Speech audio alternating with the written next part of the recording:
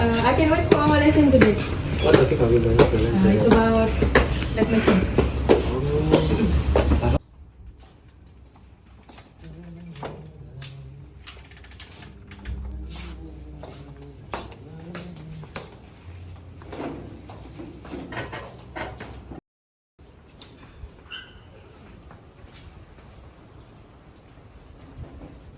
Good morning, class. So let's introduce ourselves, shall we? My name is Leah. My name is Jonah. My name is Helen. My name is Nancy. So, without wasting more time, let's talk about lathe machine and also the operation of the lathe machine. Before we start, Janet, Marsha, have you ever operated a lathe machine before? No, not really. I've read the theory, but never tried it practically. Same here. I've only seen demonstration. I'm not confident about tool selection or RPM settings, so I want to know more about it.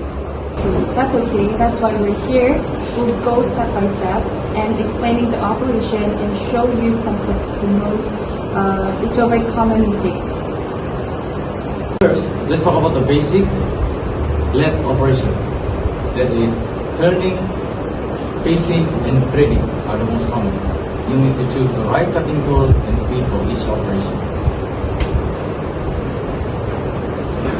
How do you decide the speed?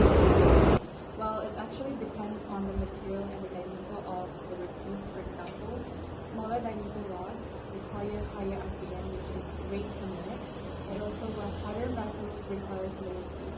So why do the harder metal requires higher speed? Because the cutting tools is fragile, and you use it, and you guys need to be slower because it can break off easily. Because it's only one-time use. One-time use, not three-time use. Sir, I have a question. I want to know more about knurling and threading. Can you tell me more about it? Sure. Threading is to produce internal and external threads, while knurling is to produce regular roughness shapes on cylindrical surfaces.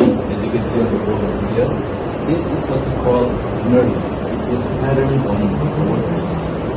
Yes, how can I help you? What should we wear before we enter the yes?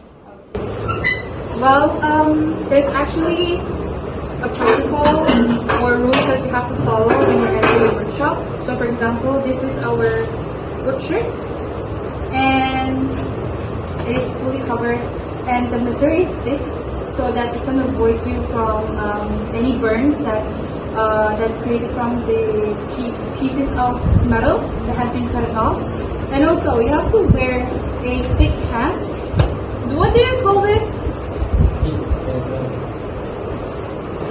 Then One, two, three. Then the next one is you have to wear a proper pants like this. Things like a fat piece. So this type of pants is actually suitable for working, and it's normally called as cargo pants. And it's a little bit thicker, which is good.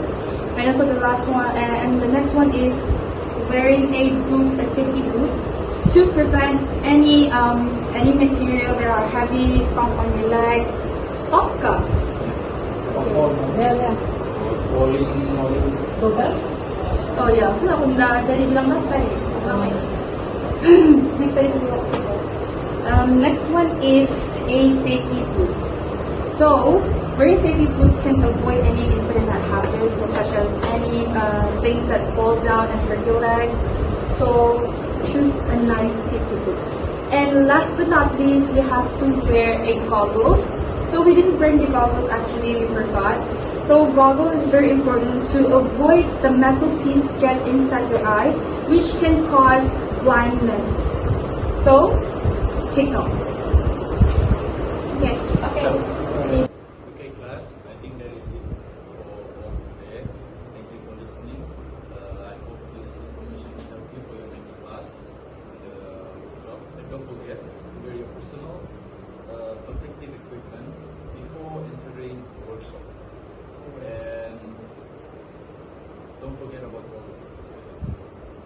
Yes, sir. Thank you, everyone. Thank you, everyone.